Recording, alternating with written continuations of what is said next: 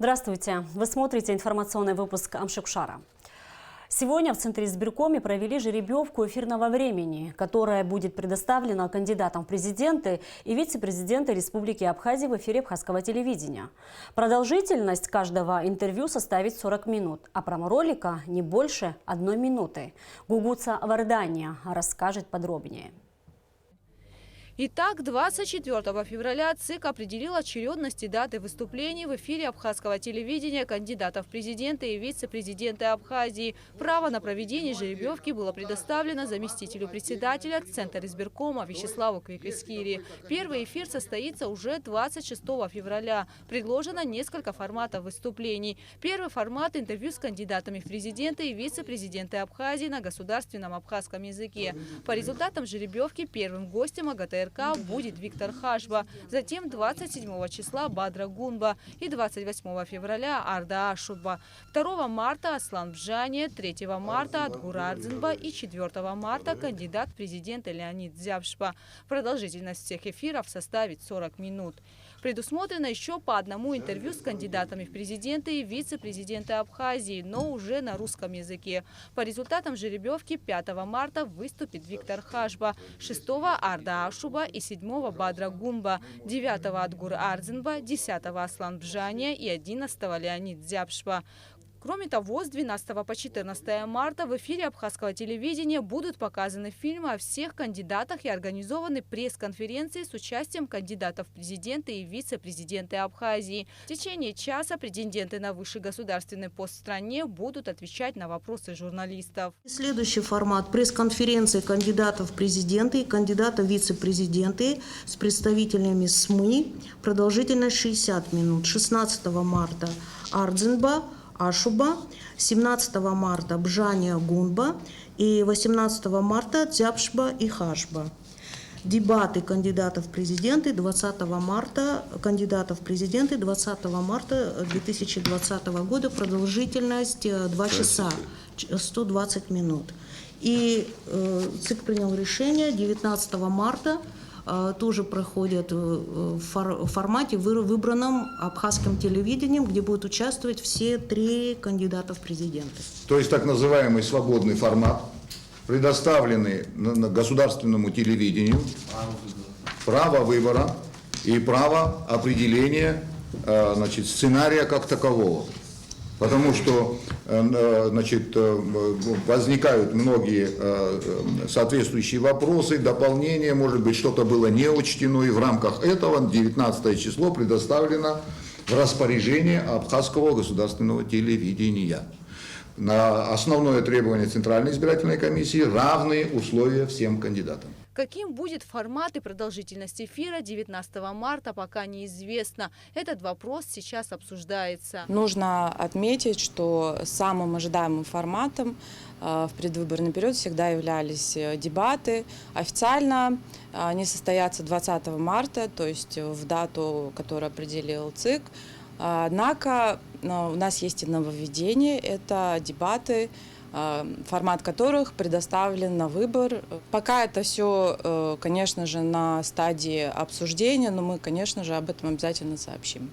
Согласно закону, очередность выступления кандидатов в президенты на каналах государственного телевидения и радиовещания определяется Центральной избирательной комиссией путем жеребьевки.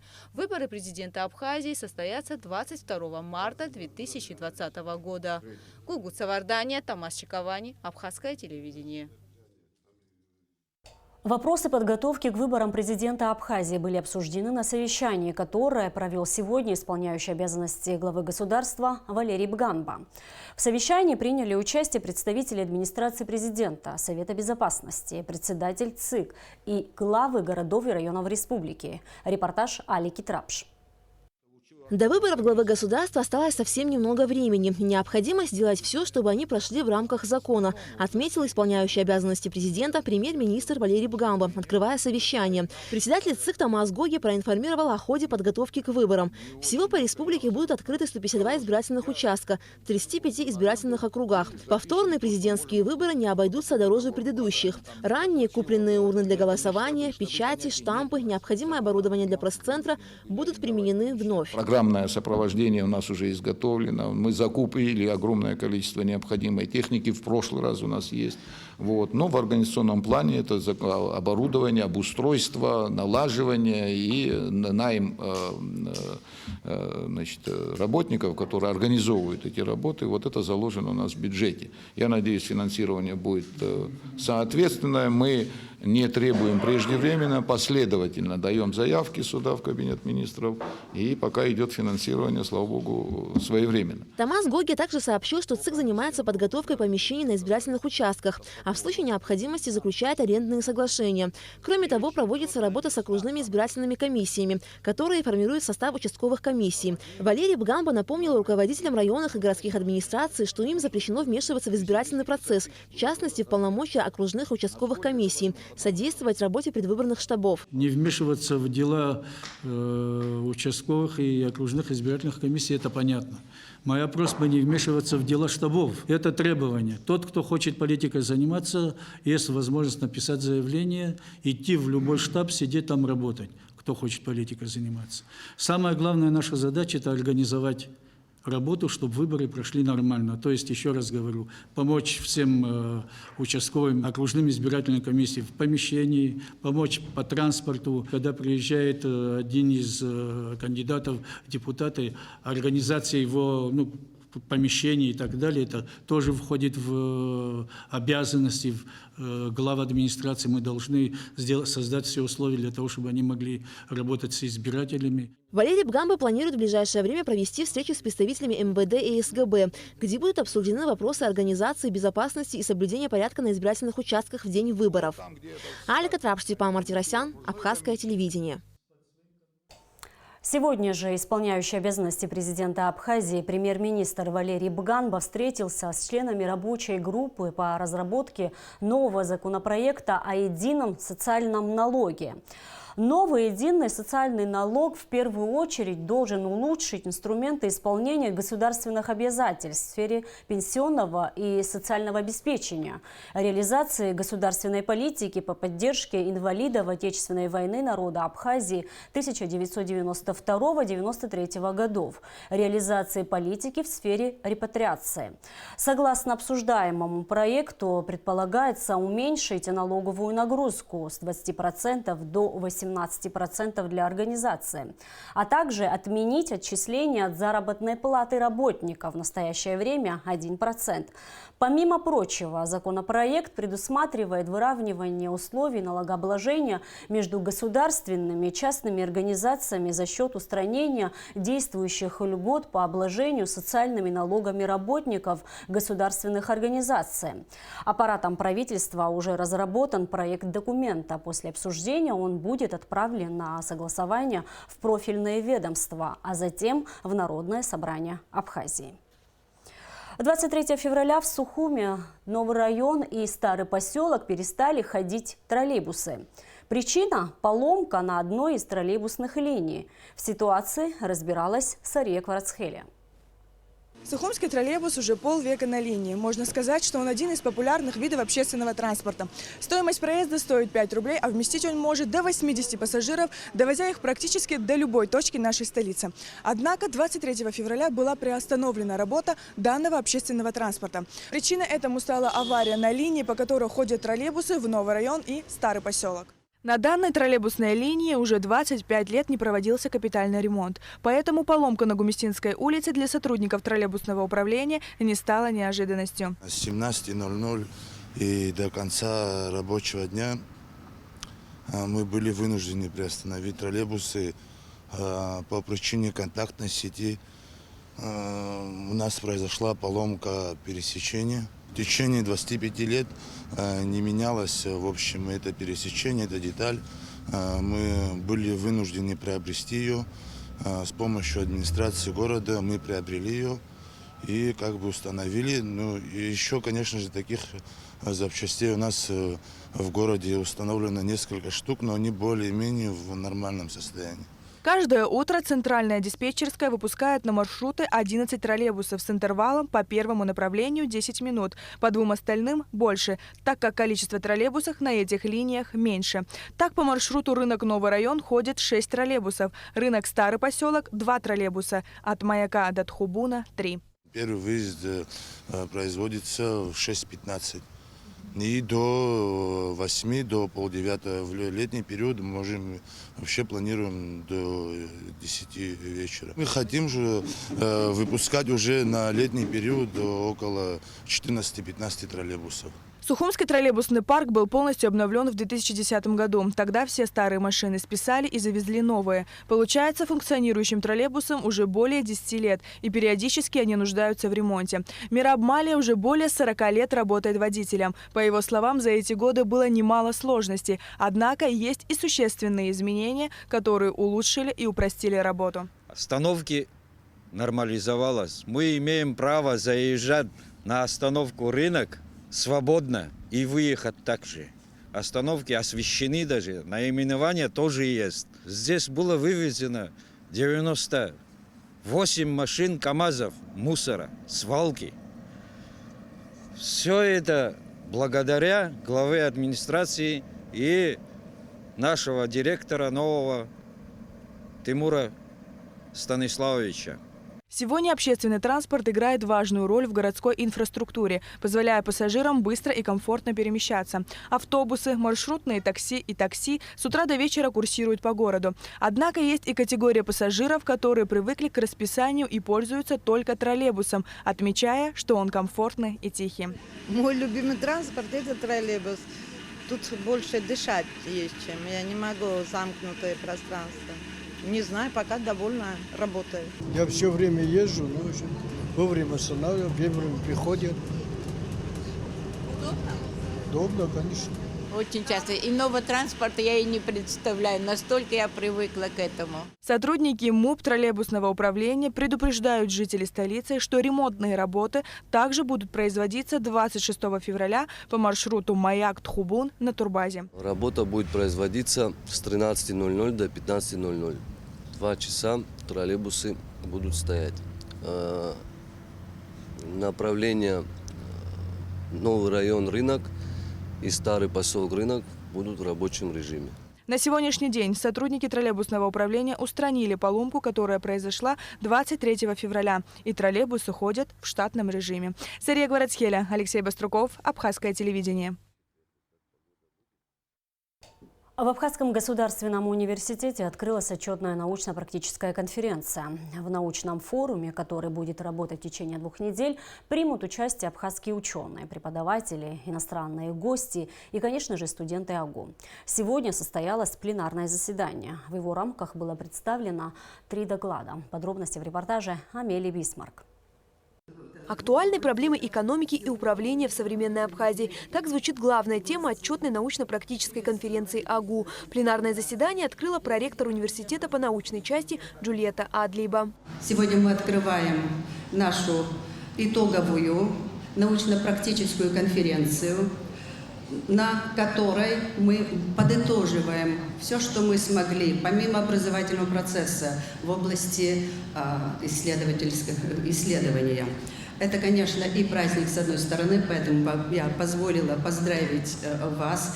В ходе пленарного заседания было представлено 3 научно-исследовательских доклада смежной тематики. Первым выступил заведующий кафедрой журналистики АГУ, доктор философских наук Гурам Амкхаб. Его доклад был посвящен связи национальной культуры абхазов и медиакоммуникаций, язык и информационные технологии. Доклад на эту тему участникам научного мероприятия представил доцент кафедры журналистики Андрей Абухба.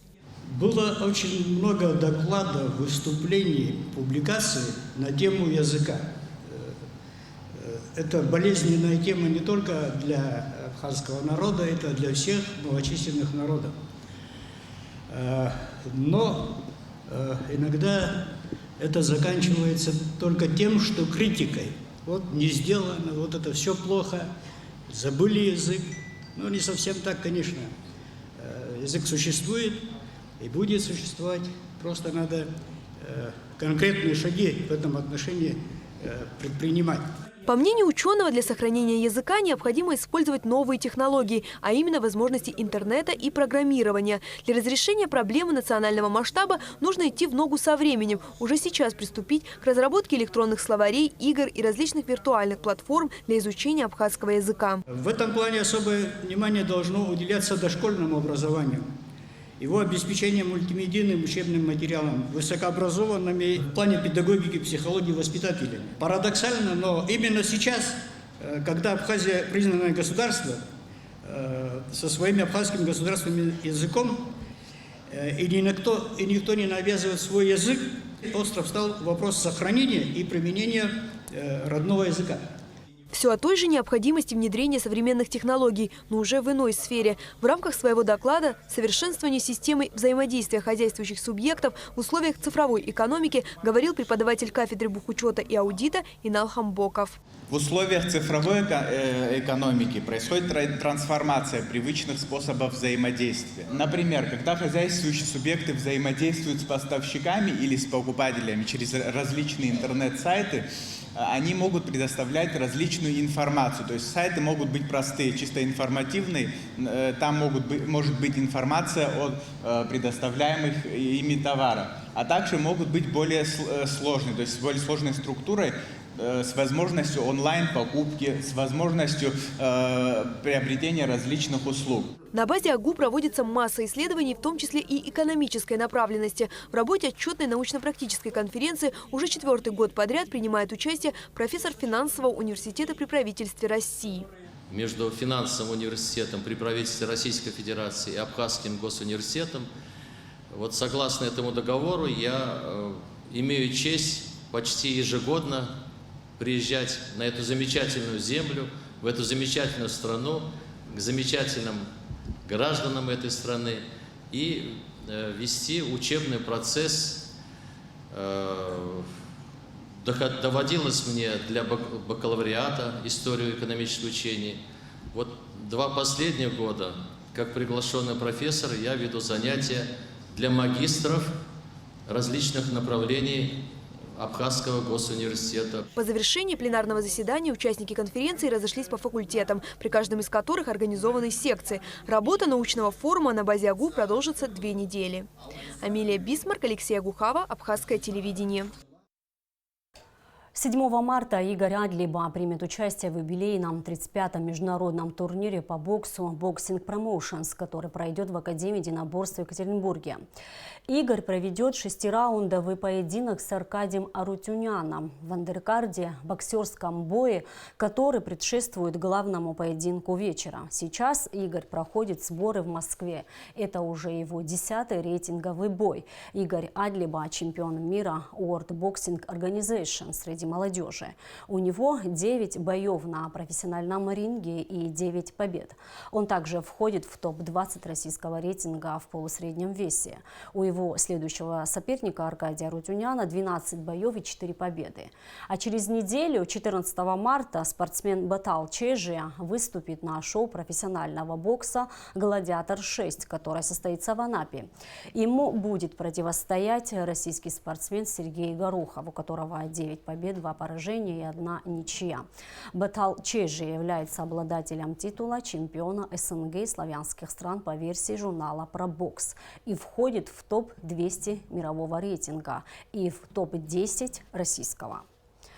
Муниципальное унитарное предприятие «Водоканал» сообщает, что с 12 часов ночи 25 февраля до 10 часов вечера будет прекращена подача питьевой воды в центральной части города Сухум. Ограничения связаны с перерывом водопроводной трубы по улице Эшерская.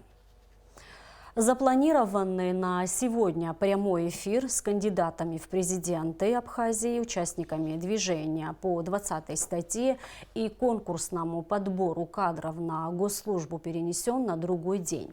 На какой конкретно будет объявлено дополнительно. А сейчас о погоде. По информации гидромедцентра, завтра в Абхазии ожидается облачная погода. Умеренный дождь ночью и утром, переходящий в сильный ливневый дождь с грозой. Местами дождь со снегом. Ближе к вечеру погода прояснится. В предгорьях и горах снег. Температура воздуха ночью плюс 1,6. Днем плюс 4,9. Температура морской воды плюс 9 градусов. И на этом наш выпуск завершен. Спасибо, что были с нами.